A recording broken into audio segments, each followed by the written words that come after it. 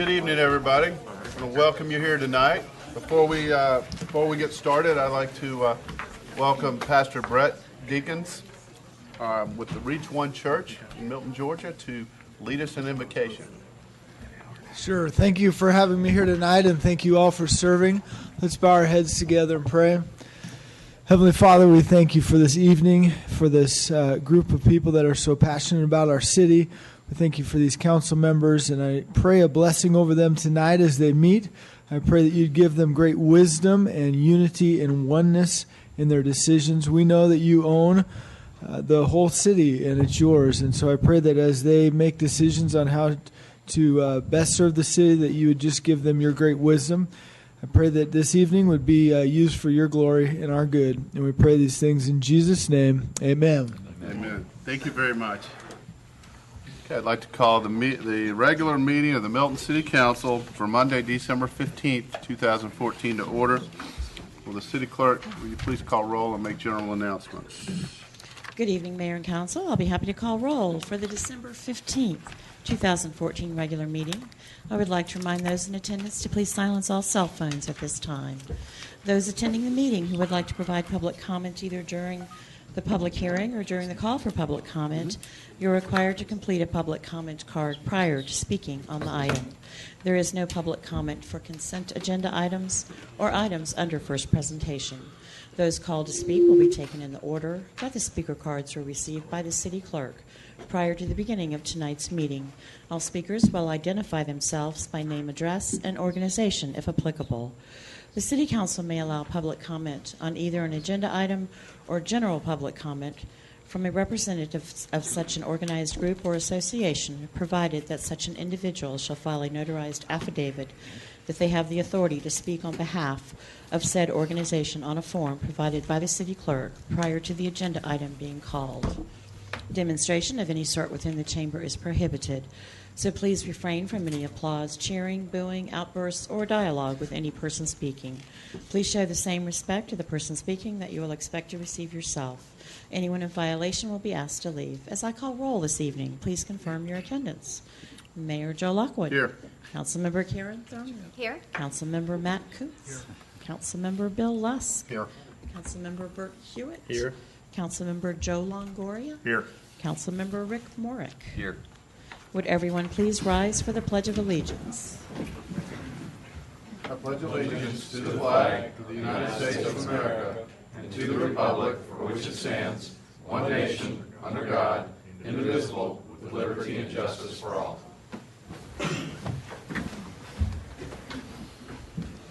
Okay, again, want to welcome everybody here tonight. We're excited to have Milton Grows Green here with us tonight. So, will the city clerk please call the first item? Next item is approval of the meeting agenda. This is agenda item number 14-335. Okay. I would like to add an executive session to discuss personnel to the agenda.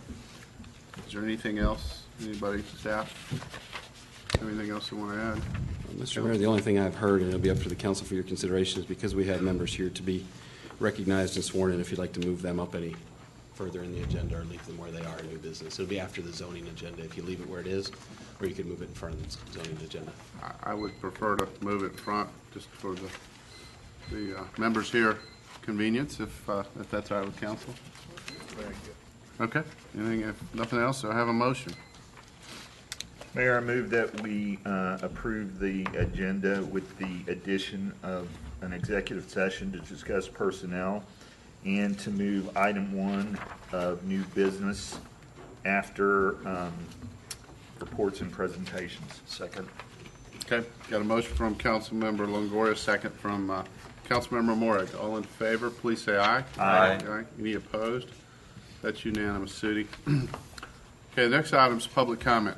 Public comment is a time for citizens to share information with the mayor and city council and to provide input and opinions on any matter that is not scheduled for its own public hearing during today's meeting. There's no discussion on items on the consent agenda or first presentation from the public or from council.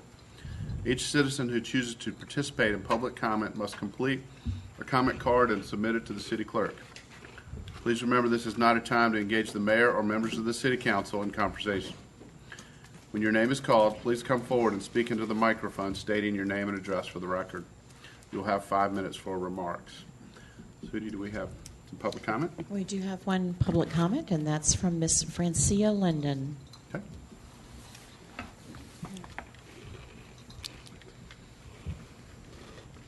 Good evening. Good evening. My name is Francia Linden. I live at 148 East Bluff Road in Milton, Georgia. I have been very actively involved in Milton Grows Green since its beginning in February 2008. What I have to say here tonight represents my personal opinion based on firsthand experience.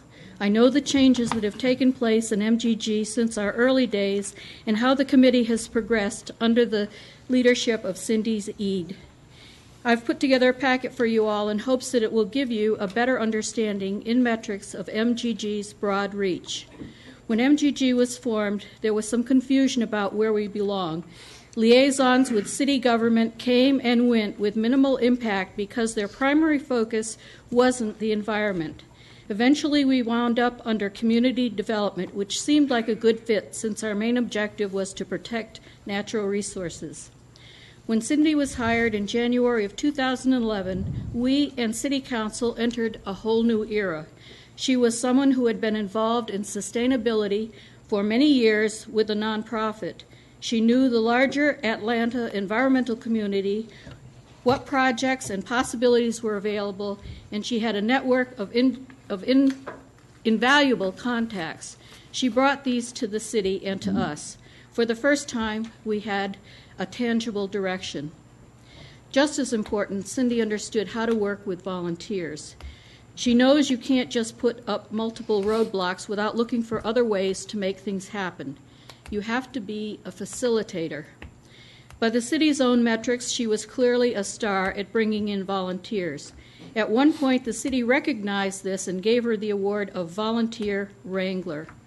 All of her efforts and expertise nicely tied in with building bridges between city government and the community, giving residents an avenue for engagement. Every time I look at something from the city, I see tangible evidence of her contributions. She introduced the ARC's Green Communities Initiative, which Michelle McIntosh Ross ably took over. Also, it was Cindy who shepherded through the National Wildlife Federation's Community Wildlife Habitat Program in record time. These two are 4 of the symbols that appear at the bottom of all city correspondence. Behind the scenes, Cindy also interacted with city staff on our behalf, saving multiple hours of staff time and having to deal with committee members one-to-one. I just want to briefly talk about 2 events as examples of her team spirit that went above and beyond a job description. The first took place on a Saturday morning. A small group, including MGG volunteers, Bill Lusk, Wayne Boston, Cindy, and her personal landscaper, spent about 4 hours at Hopewell House cleaning out overgrown brush. This was done so the ribbon cutting ceremony for the renovations would have a presentable photo op backdrop. Cindy brought in her landscaper because he had the tools, she knew how efficient he was, and she paid him out of her own personal funds. The second event is the recent septic system workshop done with Better Together. The idea for the event was hers. She contacted and organized the speakers and provided the written information for a handout. Most of Milton's residents have septic systems, and it's amazing the number who say, "I have no idea what a septic system is." This workshop was designed to fill that void by giving critical information which could save homeowners hundreds of dollars while protecting the purity of our water. I am speaking now because I want this loss to be publicly recorded. It is a huge loss for all of us. The Young Men's Service League's ambassador sent this unsolicited email to us after the Bulky Trash Day event. Quote, "I am still in absolute shock over the news about Cindy Eade. What a wonderful person she is. I do not understand why she was let go when she was so great at her job. She will be greatly missed by everyone at Young Men's Service League," close quote. I think that echoes a number of our sentiments on Milton Grows Green. I personally can't imagine the city finding a replacement with her resources, her energy, and understanding of relevant environmental issues. As a citizen, I would hope that my local government is able to recognize competency and reward effectiveness and not let personal grievances interfere with a smooth-running operation. That hopeful expectation has bumped up against a difficult and different reality. Thank you. Thank you. Hey, Sudi, do we have any other public comment? That's all, sir. Okay, then we'll move on to the consent agenda. If you would please sound the items. Our first item under consent, approval of the November 10th, 2014 City Council Work Session Minutes. Agenda item number 14336. Next, approval of the November 17th, 2014 City Council Regular Meeting Minutes. Agenda item number 14337. Next, approval of the December 1st, 2014 City Council Regular Meeting Minutes. Agenda item number 14338. Our next item is approval of the financial statements for the period ending October 2014. Agenda item number 14339. Approval of a contract with OpenGov, Inc. to provide a web-based platform to share the city's financial data. Agenda item number 14340. Next, approval of a fourth amendment to an intergovernmental agreement between the City of Milton, Georgia, and the City of Johns Creek, Georgia, for the provision of information technology services.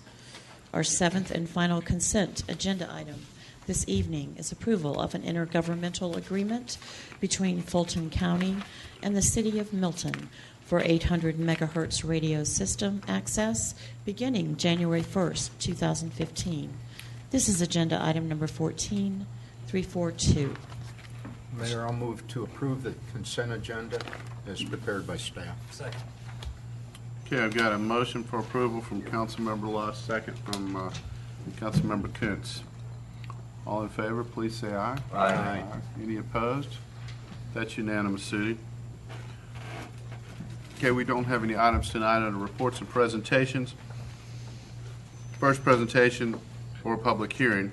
So by motion and second on our agenda, I believe we changed to where we will hear our first new business item. So if you would call that out. This item is consideration of appointments and confirmation of the Milton Grows Green Committee officers for 2015. Chairperson, Jack Linden. Vice Chairperson, Teresa Stickles. Director of Natural Resources Subcommittee, Barbara Peck.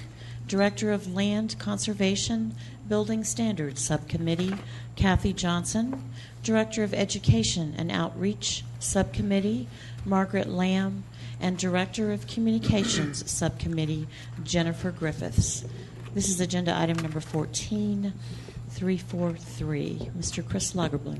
Mr. Mayor, members of the council, tonight before you is this resolution, which will be the new course for the group Milton Grows Green, in accordance with their amended bylaws that you saw in last month's meeting. At this time every year, they're going to bring forward to you their anticipated slate of officers for your consideration and for your consent and approval. You can read this resolution, and if you'll take a look at it, there's a couple of positions that appoint people and approve them for a period of 1 year, January the 1st, 2015 through December the 31st, 2015. And then there are some subcommittee appointees that actually have a longer term, and that's because the bylaws calls for them to be elected for a longer term. But we still anticipate bringing them forward to you every year at the end of the year, probably the second meeting of December, for your ratification and approval of that slate of officers for the next calendar year. So by adopting this tonight, you're placing in action these folks to perform in these roles based upon the new and amended bylaws. It's the staff recommendation that you approve the resolution. If there's any additional comments, Mr. Linden is certainly, as the likely newly appointed chairperson, is able to offer additional thoughts. Okay. Any questions on this item? I'll open up for a motion. Mayor, I move that we approve agenda item number 14-341, the appointment and confirmation of the Milton Grows Green Committee officers for 2015. Second, it's 343. 343. I'm sorry. Even with my glasses, I got it wrong. Okay, I have a motion for approval from Councilmember Longoria, second from Councilmember Thurman. Before we vote, I just want to say publicly to thank all of our volunteers on Milton Grows Green. You guys have accomplished a lot and certainly are very important to the city. Just so you know, Jack and I, we've had a meeting here recently, and the council and I, as well as our staff, we're look forward to hosting a work session early in the year to basically work with you guys and have you guys come and meet with us in a little bit more of an informal meeting, but able to get the whole group together and discuss what you guys want to do and accomplish and what we can do to help, and again show our appreciation for everything that you guys do. So again, just want to throw out a little thank you for all your hard work and time that you've invested in the city of Milton. If there's no other comments, I'll say all in favor, please say aye. Aye. Any opposed? That's unanimous. So I believe now we will swear everybody in. I believe we're going to do it as a group, so if all the members that are getting sworn in will step forward.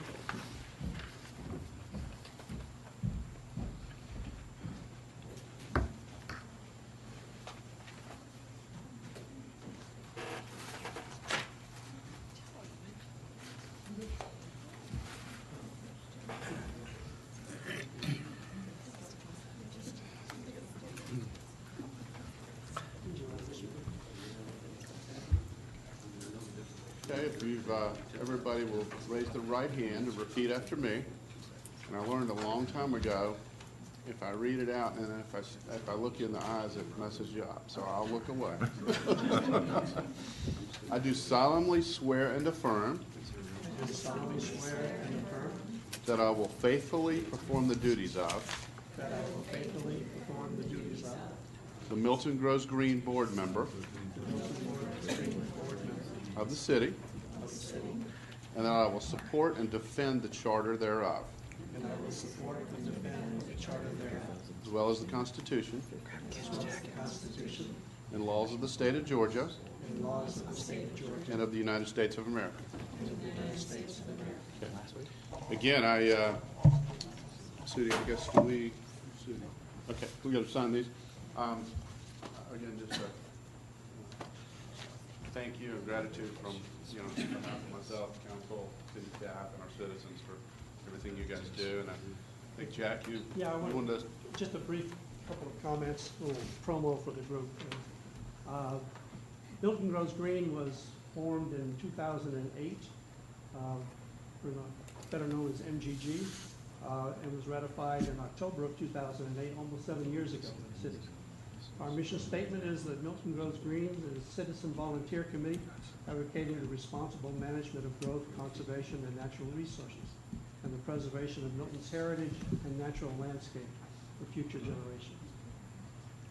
I wanted to make a point that MGG is open to all the citizens of Milton. You don't have to be, it's not like some of the other boards where there is one member from each district or from each council member. Anybody who's interested in the environment is welcome to join. We do a number of programs: Adopt a Road, Rivers Alive, Stream Cleanup. We're involved with putting on an Earth Day Festival, and we have an Evergreen Schools program, and any number of other activities over the course of the year.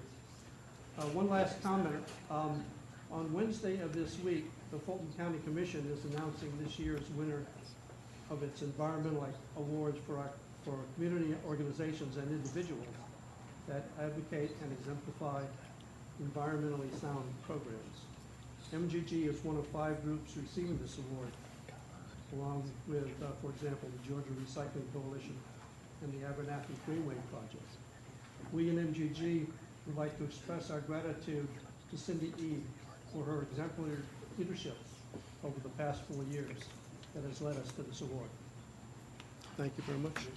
And if maybe the council wants to step forward and maybe get a picture with the member.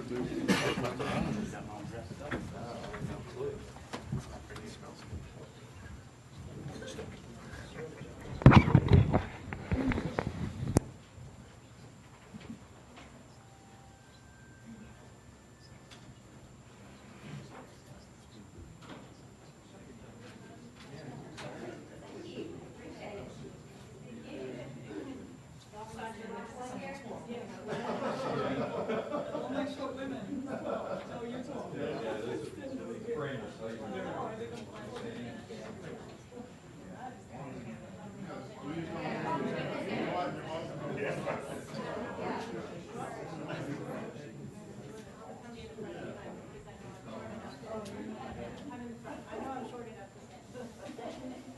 know I'm taking it a bit different, but that's because we've been using Instagram and Twitter and Facebook for a lot more photos and stuff. So if you guys don't mind, this will just go right up. Let me get one more, just make sure I got it. One, two, three. Thank you so much.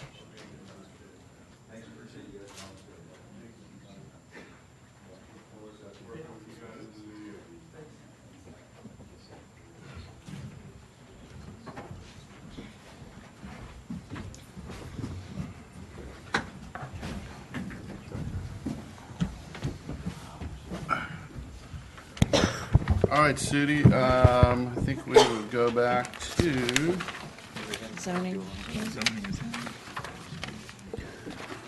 our zoning agenda. You'll call us next time. I'm going to waive the reading of the rules tonight since we do not have any support or opposition public comment. So our first zoning item this evening is consideration of RZ 1416 to amend Chapter 64, Article 17, Development Regulations. Agenda item number 14327. First presentation was at the December 1st regular council meeting. This was discussed at the December 8th City Council work session. Mr. Chris Lagerblum. Mayor and Council, Kathy was scheduled not to be here today, and Robin had a family emergency this afternoon and apologizes for not being able to present these two items. They would have candidly done probably a much better job than I'm about to do, but I'm going to take a stab at it anyway, having just heard these items discussed in work session. This first item, as you recall, is the addition of a new permit, and it's a new permit that deals with the clear cutting. That there were some concerns that our existing code would allow for essentially clear cutting to almost masquerade as timber harvesting. And this actually is a permit that goes into place that would allow for clear cutting in certain areas, but there are certain penalties that would kick in if, in fact, somebody clear cut with ill intent. And I think you'll remember that if somebody were to clear cut and then all of a sudden decide to change the use, there was a period of time, I believe 5 years, that was in place so that they had to maintain the land in a certain capacity without additional development.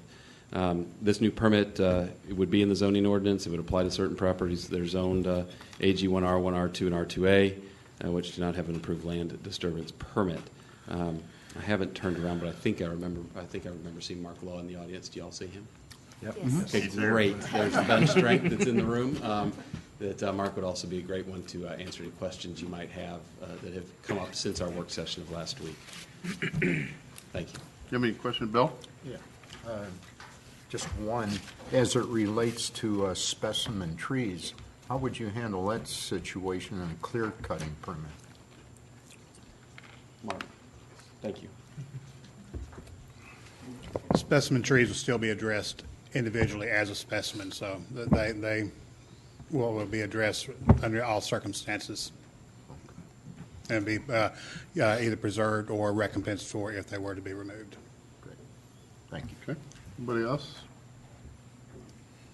Okay. Thank you, Mark. This one was unanimously supported by the Planning Commission, and they voted with their recommendation for approval. Okay. I'm going to close the public hearing, obviously, since we did not have any comments. Any other discussion on this, or I'll open up for a motion? Mayor, I move that we approve agenda item number 14-327, approval of RZ 14-16 to amend Chapter 64, Article 17, Development Regulations. Second. Okay, I have a motion from Councilmember Longoria, second from Councilmember Morrig. All in favor, please say aye. Aye. Any opposed? That passes unanimous. All right, Sudi, if you'll please call the next zoning item. Our next and final zoning item is consideration of RZ 1417 to amend Section 64-1 definitions. This is agenda item number 14328.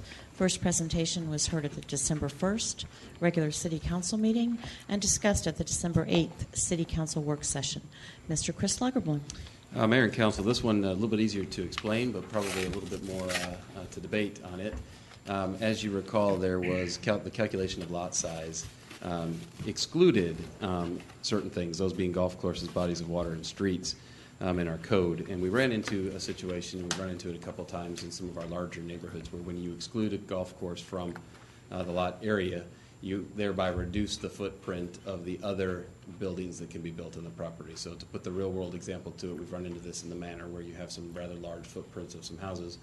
And if they happen to back up to the fairway of the golf course and you don't have that as calculated green space, the lot essentially shrinks.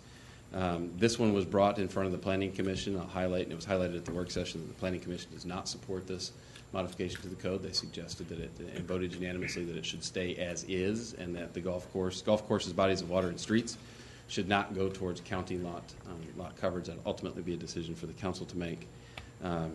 Further, this makes one modification. I'll just point it out, that we add the clear-cut permit definition to this section as well, which was the thing that you just approved in a prior action item. So two things potentially changing in this if you approve it. One fairly straightforward with that definition, and the second then as to whether or not you believe that golf courses, bodies of water, streets, or any of those individually or collectively should be used to determine the lot area and the lot coverage. Mr. Mayor, that's a quick presentation. Okay. Do we have any questions? Yeah. Matt?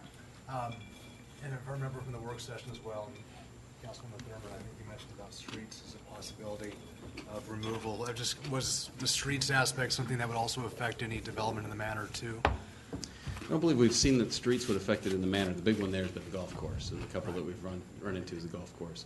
In certain private neighborhood streets that are abandoned to the center line and are owned in fee by the house that maybe fronts it to the center line, I could see how that calculation could potentially skew a lot size. But no, what we've really run into has been the golf course itself. Okay. Okay. Anybody else? Judy, do we have any public comment? We do not, sir. Okay. I'll close the hearing. Anybody have any comments or questions? We'll ask for a motion. Me personally, I feel like the golf courses and bodies of water ought to be, feel strongly that those ought to be excluded here. Those are two pretty green things. The streets, I'm much more neutral on than the golf courses and bodies of water. Okay. I would agree with Councilperson Thurman on that as well. Anybody else? How, I guess I'll ask the question, how often, of course you may or may not know, but how often does this issue come up, or do we expect this in the future? I know it's a hard question to ask. I could count them on one hand, okay. But just a handful. But there's still some lots to be developed. And, Milton is no stranger to large footprint houses on golf courses. So, just the fact that we've identified a couple in the manor to this point, I would guess that there's probably some others out there that we don't know about yet. I don't know where they would be necessarily, but just a handful. Okay. And if a situation were to occur that a street would have an impact, that they can come before us for a variance still, right? Is that? That's right, yeah. Right. Being that this would reside in the zoning code, yes, Right. There would be a variance opportunity. Right. Whether it came in the form of a variance or it came in the form of a rezoning, could track either way potentially. Okay. Probably a variance. But so overall, if there was a certain situation or whatever that could be looked at, but not blanket. There'd be options. The thing we're trying to be at least mindful of and also a little careful of is that our code doesn't automatically restrict a certain lot beyond what the protective covenants in a neighborhood would do. That's where we get these conflicts that, because you can build we could leave all this stuff in the code and you could find a house that could fit, that you could still build. So it's not a question of whether or not the lot's buildable or not, it's whether or not the lot's buildable to a spec that would match the particular protective covenants in the neighborhood. That's where our conflict has happened. Okay. Anybody else want to comment or different Just one more opinion, question. Matt? Or Just sometimes the way you ask the question, is it the manor's request that we include streets in this ordinance? Have they made that known to us or not? They haven't made it known to me that I'm aware of. What they wanted to and wanted to start with was just being able to have their protective covenants in their neighborhood be at least as strong or stronger than our code, and them then just be exempted from the city code. We don't know that that necessarily makes a good professional decision to you, so that's why we've brought forward something that would modify our code rather than take and exempt one neighborhood. The hard part about doing that, as you know, is that how do you pick the next one? And are they exempt or are they not? And what criteria did you use to apply the exemption or not? So we think this is a better solution that will accomplish the same thing, but no, they've not asked for that specifically. okay. Anybody else? Fine, I'll make a motion. All right. I would like to make a motion approving agenda item 14328, but I would like to leave the streets in the definition. I'll second that. Okay, I understand the motion. Okay, we're clear on the motion. We've got a motion from Councilmember Hewitt, second from Councilmember Thurman. Any discussion? Hearing none, all in favor, please say aye. Aye. Any opposed? That's unanimous. Trudy? Our next item is consideration of a resolution, an ordinance amending the charter for the City of Milton, Georgia. Agenda item number 14344. This was discussed at the December 8th council work session. Mr. Ken Gerard. Mr. Mayor, members of the council, thank you. You have in front of you this evening the first formal presentation of a proposed modification to the City of Milton charter. At the work session, you may recall, I went over with the council how extraordinarily broad your charter was with respect to basically the powers that have been given to this city by the General Assembly. However, as broad as those powers are and as good an argument as I can make that gives you the full range of powers with respect to the disposition and handling and conveyance of property to include the ability to lease and enter into management and operation agreements, I would still like it better and think it preferable that be called out expressly in your charter. I think that's clearly what the General Assembly intended, but it's not set forth with specificity. Therefore, under the home rule power that is given to all municipalities, I'm asking that we modify sections 1.12B21 and section 6.32. Both of them pertain to the same subject matter, which is the disposition use of property owned by the city, to provide the following: that the City of Milton has the existing power to acquire and dispose of, and then add this additional power to lease, enter into a contract for valuable consideration for the use, operation, or management of, and then continuing on with the remainder of powers already granted to the city. Under the home rule modification process, we were required to provide legal notices of this, which your clerk has already done, and then to actually make it binding, we have to adopt this proposed resolution at two, what I like to do is back-to-back meetings. So the first, if in fact the council is willing to move forward tonight, what you would need to do would be to adopt this resolution by way of formal vote, but then don't be surprised, you'll see it again at the next meeting, and you'll have to adopt it there as well. We then send it to the Secretary of State, and it becomes part of the official charter. Mr. Mayor. Okay. Any questions for Ken on that? Okay, I'll up for a motion. Second. Mr. Mayor, I'd like to make a motion that we approve agenda item number 14-344, consideration of a resolution and ordinance amending the charter for the City of Milton, Georgia. Second. Okay, I've got a motion from Councilmember Morig. I have a second from Councilmember Kuntz. Any discussion? Hearing none, all in favor, please say aye. Aye. Any opposed? That passes unanimously. Okay, Judy, you'll call the next item. Next item is consideration of a resolution of the Milton City Council affirming its commitment to conservation and green space preservation in the city and the dedication of certain funds for such uses. This is agenda item number 14345. Mr. Chris Lagerblum. Mayor and Council, I'm happy to make a presentation on this resolution. I'll defer, though, before I do that, to Councilmember Thurman. I don't want to take credit where credit's not due. This was kind of her idea, and we kind of crafted it. So if you'd like to present the concept to the council, I'm happy to do that, or I can present on your behalf.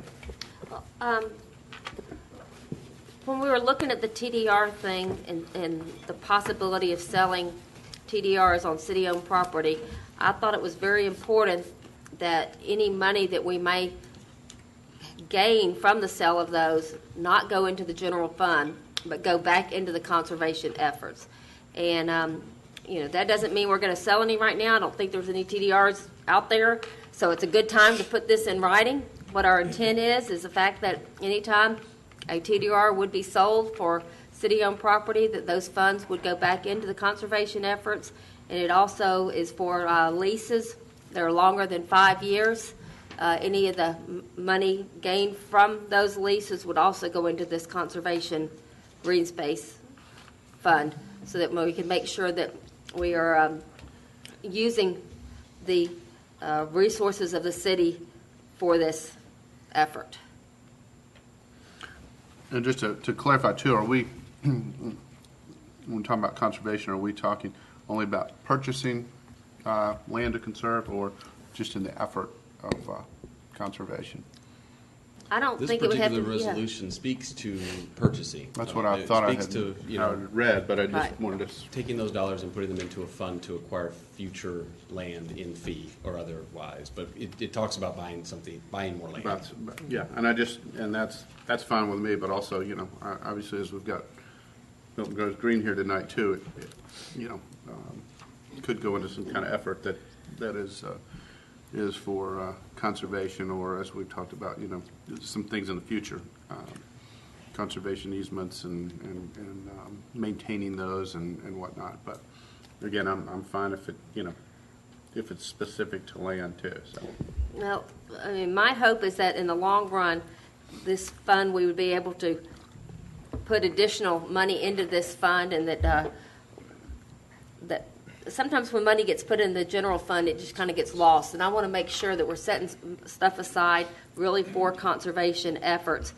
And it does say here acquiring additional public lands, but to me, it could also say acquiring conservation easements or something like that too. I have no problem with. Yeah, and that was my only, there may be, and again, we don't have the situation in front of us right now, and we may or may not. If we do, it may not be a huge amount of money. It may not be enough to ever purchase much, but it may be enough to help with a, conservation easement or the annual cost or something like that. So that was my point too. I don't know if we want to amend it a little bit, or again, we can always, if it just goes for land, then obviously, let's say it's not, if it happens to be not a huge amount of money, we can always add it to, add money from the general fund or another source.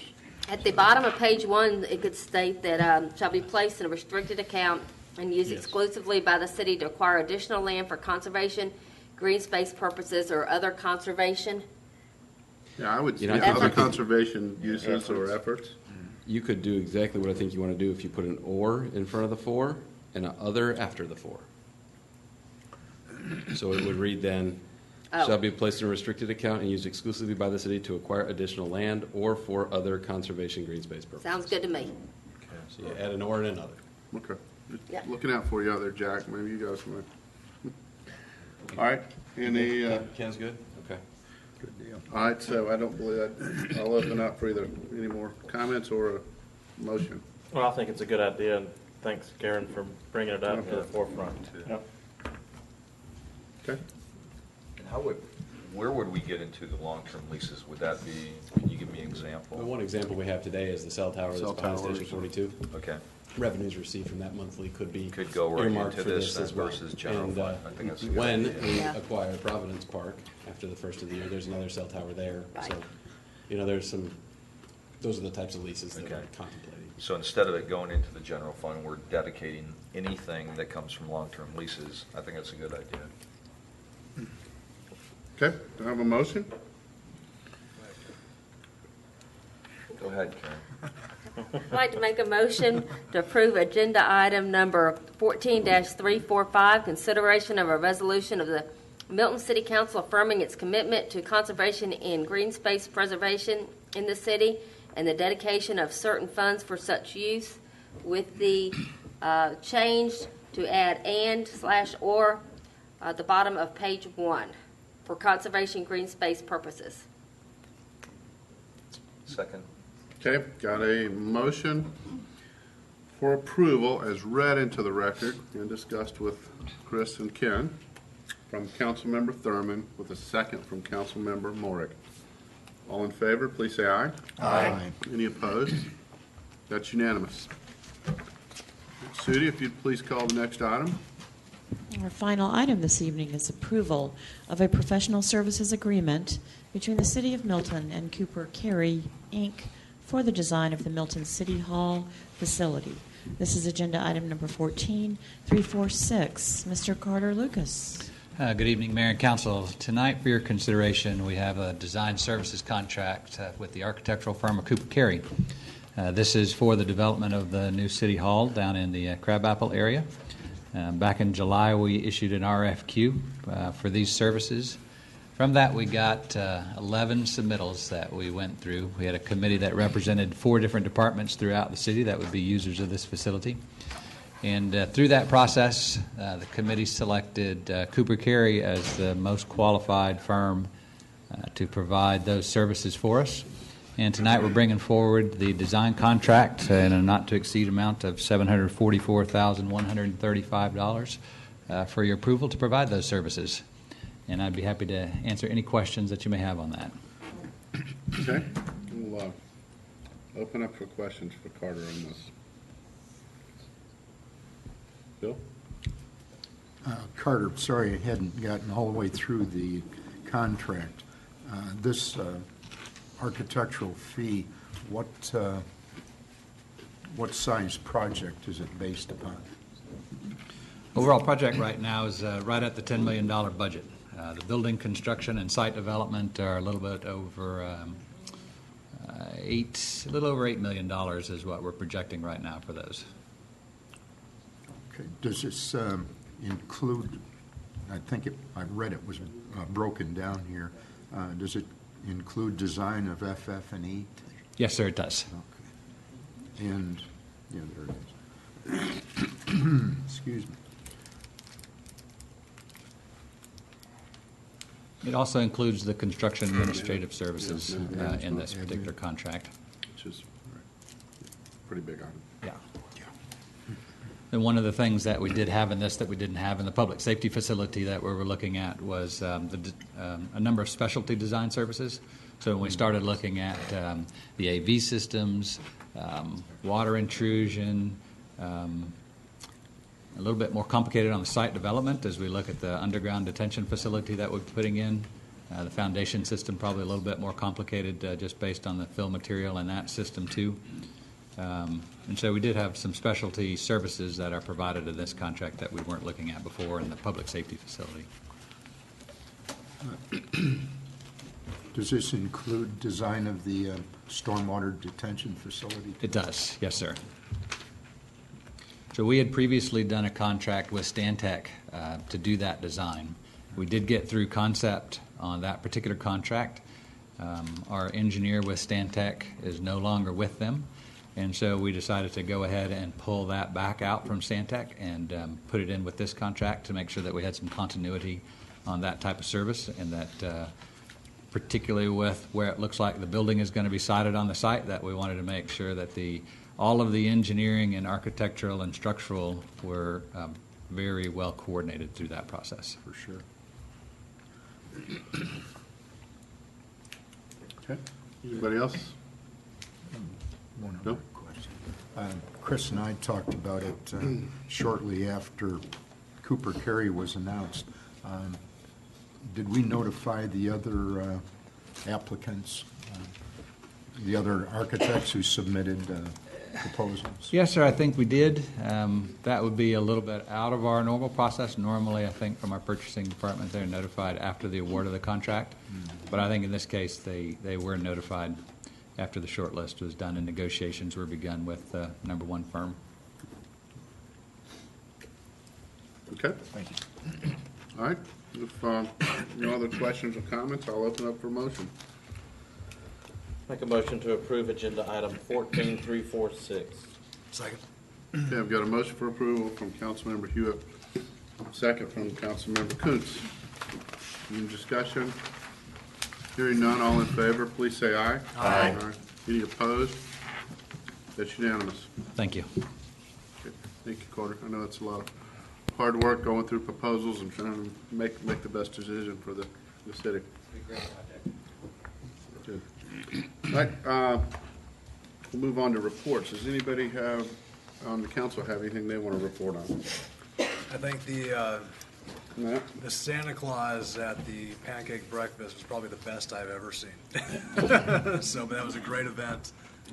Seeing everybody that was there, I appreciate having that up in my neck of the woods, and seeing a lot of people from the Crab Apple area coming up to visit the fire station. All the people that were going there, the kids were great. Just didn't mean to steal your thunder if you want to say that, but I thought that was just fantastic. So appreciate you doing that. It was a great event. And the bacon was really good, too. I'm glad Publix was right around. They probably are, too. The firefighters did a great job of It all was that. amazing to see that. It's kind of outpouring of support from the community and the department itself and the rest of the staff in the first year. Yeah, it was a great event. That's a keeper. Yep. Okay, Bill? I did a field inspection of the pavilion yesterday. It's come along great, and I think it's going to be a tremendous venue for all kinds of events over there. Good workmanship, too. It was good.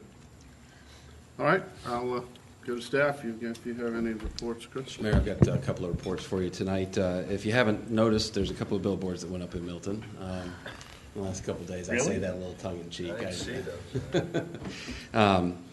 We've crafted today a page to the city's website. We've been going back and forth as to what's the right way to get information out, because this is something we've been going through since 2007. We created a timeline this morning and realized that this whole billboard thing originated in 2003, long before the city was even the city, and it's just now finally coming to a culmination point. So typically use press releases for new news, for things that are, that you want to report on.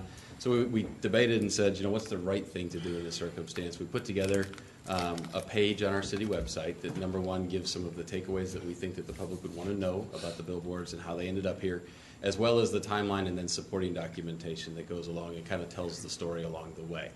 I say all that to say that we're envisioning sending that information now out by our e-blast and by our by Facebook and Twitter and all that stuff, and would ask you all to do the same thing. And if you point people back with a link to that page, everybody can come back to the same place to get the same information, and it will describe all of the court processes we've been a part of, all of the fights all the way through the Supreme Court of Georgia, all the way through the opinion that came that was unanimous and strong against our position and that of Johns Creek and Sandy Springs, and will give the public some sense as to what we actually did and some of the hard decisions you all had to make as the council in allowing a couple because there was no way around it, but some of the great strides that you made so that there's not 16 of those things that popped up in Milton, that there's only 4. And as much as it pains me to see the 2 go up on Highway 9 at this point, those 2 are a lot less damaging to the landscape than 16 would have been. We'd like to get that information out.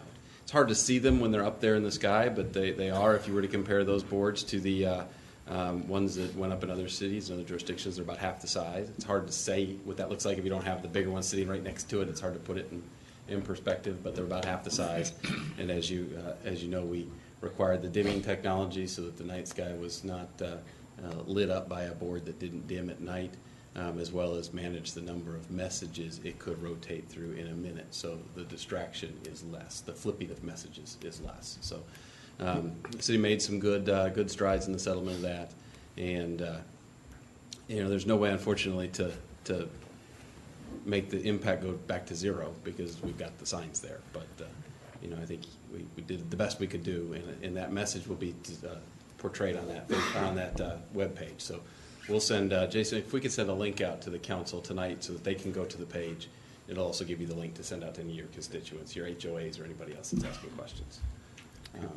I just say I appreciate you doing that, Chris, because I was getting a lot of calls starting Thursday when we first saw it go up, because people were saying, what is this? And we saw some of it on Facebook. Some of the people had the right facts, they had said that they called you and they understood. But I think being proactive like that, I appreciate you, staff, doing that for us. Yeah, and I would just say, probably in the back of our memory for most of us here on council and obviously staff, we and legal went through a lot of time, a lot of process, and I commend you guys for doing it. I had one citizen that was unhappy to see them, obviously, and kind of referred to it as a great present from the city and Fulton County. And contradictory to that, it was absolutely not a present from the city or the county. The county had denied the permits and fought legally. The city had done everything they can, and it was a present from a court system and private free market enterprise. So again, this is one of those, like Chris said, we'd like to see none. But 16 much larger ones would obviously look a lot worse. And we're in the same boat as all our sister cities. They're all in the same situation. So in fact, some of them, a lot more. So, all right, anybody else? I've got just one more. This is in response. I think Councilmember Coons has individually talked with members of the council about the concept of whether or not it was possible to offer as an option health care insurance to members of council at the point in time if they are seated as members of council. The short answer to that question is yes, it's possible. What we would have to do is we would have to create a special class of recipient, and I hate to form special classes of anything, but that's what we would have to do to say that this group of people, while they were performing in this role, could actually have that as an option. The healthcare company would be willing to do that. Council in his first year would be absorbed into the premiums that the city is already paying, meaning that we wouldn't need your health questionnaire, for example, and then all of a sudden suffer a premium modification in mid-year. We would, in future years, for any of the council members that might elect to take the health care insurance, their health information would be required, just as though any other person that's using it is required to submit the questionnaire so that the healthcare company can send us what our premium is based upon existing conditions and all that kind of good stuff. So I don't want to tell you that even though I'm telling you there's no impact in this first year, I want to be very clear and very honest with you that we then absorb everything that comes with this council or any seated council moving forward, and that's okay. I know there was some question as to whether or not the member themselves could in fact pay the entirety of the premium, meaning the city has for each person insured, it has a certain dollar that it budgets for that person, and that is offset by some employee contribution to the plan.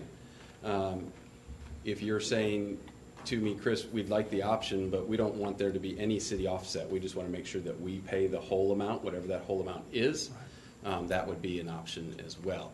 I guess I'm saying all that to say, Matt and I talked prior to the meeting. He asked about it and said it was okay to bring it up tonight during staff reports, so that's what I'm doing.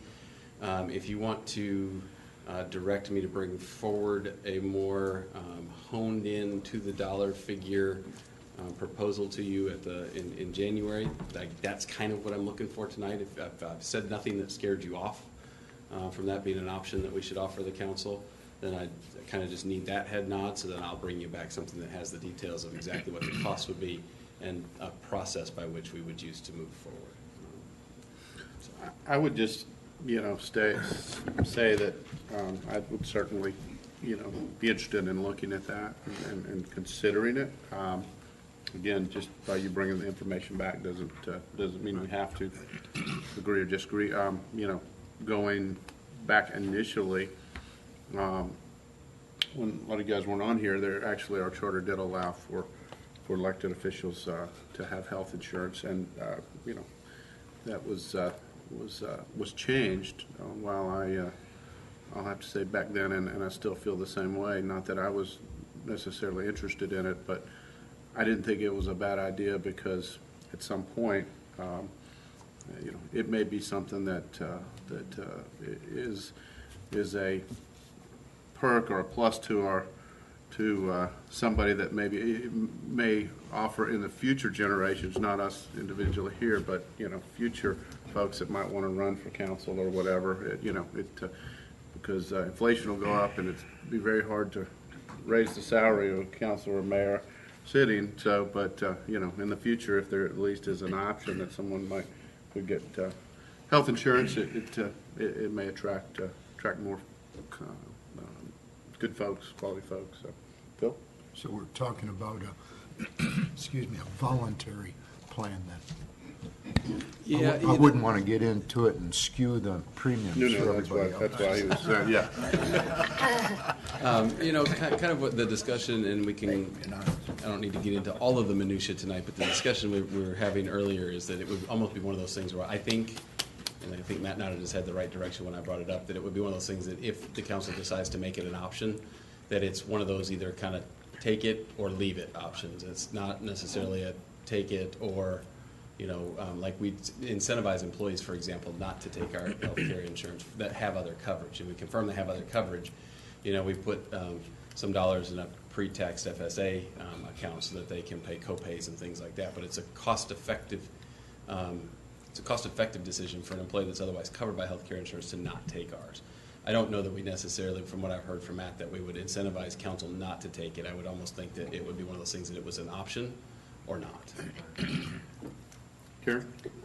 I think it's a good option, but I believe that because we are part-time, I believe that the cost of the insurance ought to be borne by us, and none of it should be borne by the city. I agree with that. Yeah, no, I think, and that's why I say I'm certainly open to look at it and look at the options and all that. We're not deciding on that right now, and if it's not costing the city more and we can contribute and it makes more sense individually, it might be something you want to consider. And if not, so everybody okay? Just you looking into it and coming back with us with I some. make sure that my first question wasn't responded to with a no, Yeah. and it wasn't. So now that it was responded to, there is an option. So I'll continue to push that road.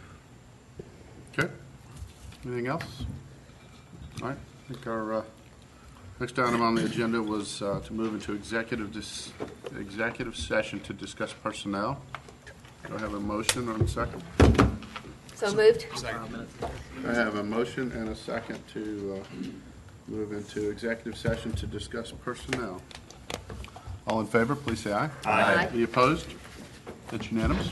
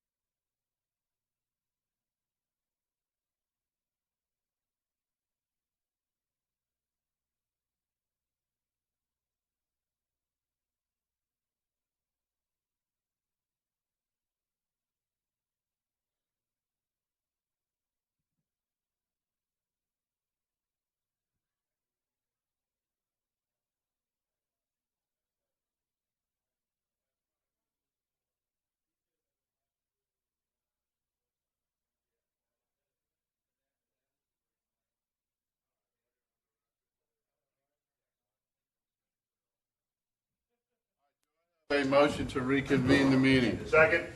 Third? Do I have a motion first? Oh, so moved. Second. All right, I have a motion. All in favor, please say aye. Aye. All right, do I have a motion to Motion to adjourn. adjourn the meeting? Motion to adjourn. Second? Second? Third? All in favor, please say aye. Aye. All right, thank you, Got a guys. quorum. It's on.